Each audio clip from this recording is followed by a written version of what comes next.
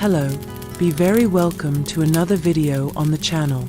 Before we begin, I need to extend a very important invitation to you.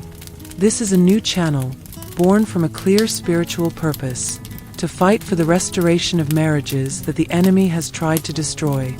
When you subscribe, leave a like, and activate the notification bell, you are not just supporting a channel, you are allowing this message to reach other families who may be weeping in silence today, just as you perhaps are weeping now. Every like strengthens this mission. Every subscription expands this virtual altar of prayer. I also want to invite you to participate. At the end of the video, leave your doubt, your question, or the situation you are living through here in the comments.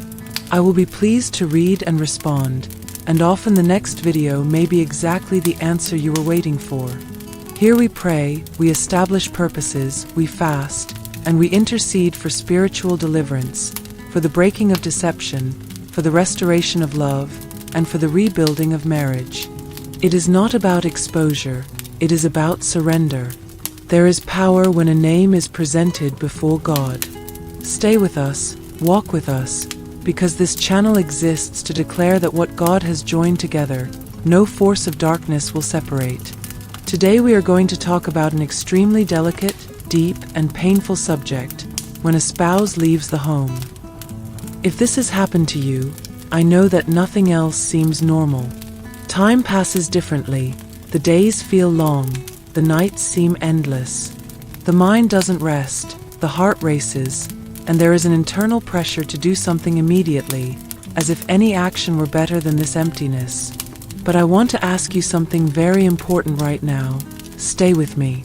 Do not make any decisions while the wound is still open. Do not decide the future of your life in the peak of your present pain. Leaving the home is not just a physical separation. It affects identity, self-esteem, promises made before God. And that is exactly why this moment must be handled with extreme care, with spiritual maturity, and with direction from above, not just with emotion. When a spouse leaves the home, intense feelings of rejection, abandonment, and guilt arise. You begin to ask yourself where you went wrong, what you could have done differently, why you weren't enough. Other times, the pain comes accompanied by anger, indignation, and even a desire for emotional revenge. All of this is human. God does not ignore your pain, but decisions made from these emotions almost always generate consequences that increase the suffering. There are battles that are not won with harsh words, with demands, with arguments, or with desperation. There are battles that are only won when we learn to silence the flesh and position ourselves in the spirit. Silence, when used well, is not weakness. Waiting, when placed in God's hands, is not a waste of time.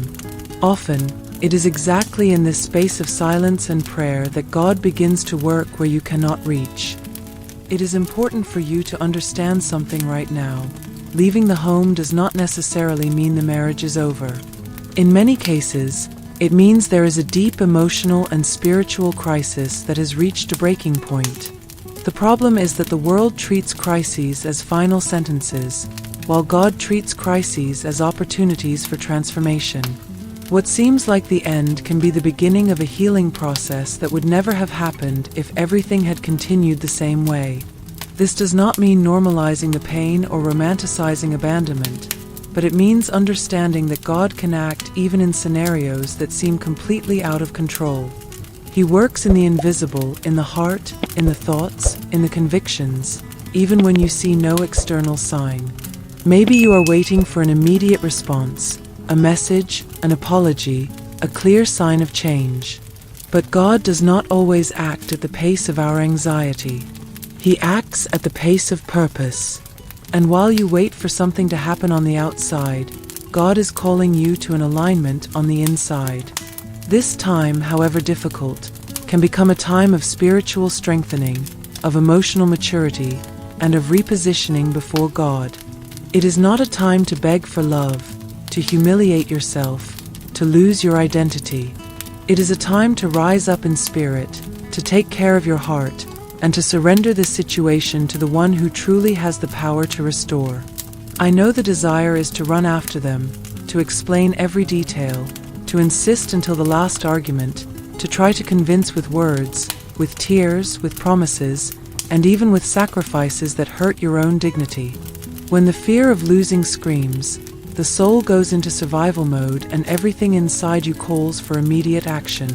But there is a hard and liberating truth that must be said. The more you try to solve with your own hands what is spiritual, the more wear and tear happens, the more wounds open, and the farther restoration seems to move away. Not every distance is created by a lack of love. Often it is born from deep internal confusion, from emotional and spiritual blindness, from external influences you cannot control, from invisible battles that are not won with human arguments. That is exactly why your posture now is decisive. Reacting on impulse may relieve anxiety for a few minutes, but it almost always creates damage that takes months or years to repair.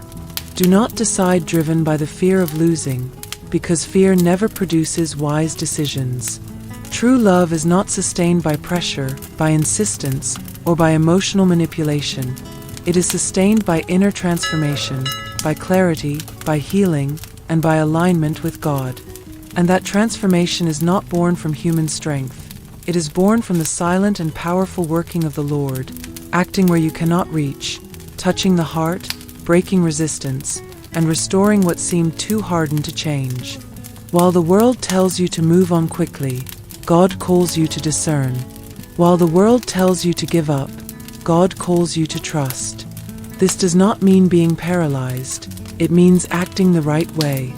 Pray, fast when possible, seek spiritual direction, guard your heart, watch your words, and do not allow the pain to turn you into someone you are not.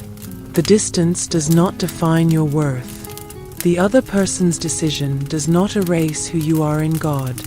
You are still loved, seen, and cared for, even in the midst of the chaos. If you are here, listening to all of this, I want you to know you are not alone. This channel exists to walk with you, to guide you, to strengthen you, and to remind you every day that God still writes different endings for stories the world has already given up on. Do not close your heart now. Do not give up now. Do not decide now. Stay until the end of this process. Many restorations begin exactly when everything seems to be over.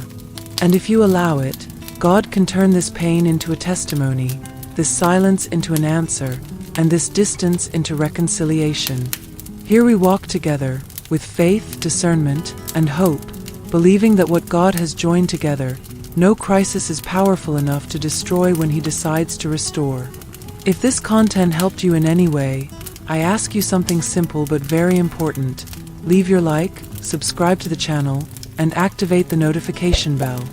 This helps YouTube understand that this message needs to reach more people who are living through the same pain you are.